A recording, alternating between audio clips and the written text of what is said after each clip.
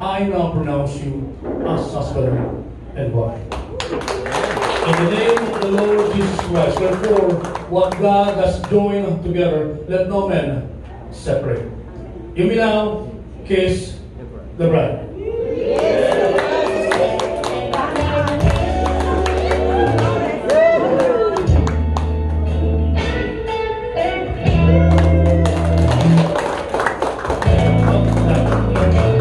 May tanong po ko sa inyo lahat. Do you need one more kiss? Okay, great. Alright, because of that, magkakaroon tayo ng 10-second kiss. So lahat po tayo magbibilang ng 10 seconds habang nilalikan, i-groom ang kanyang bride.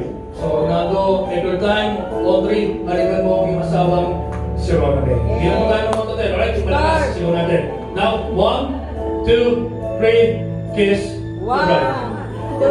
1, 2, 3.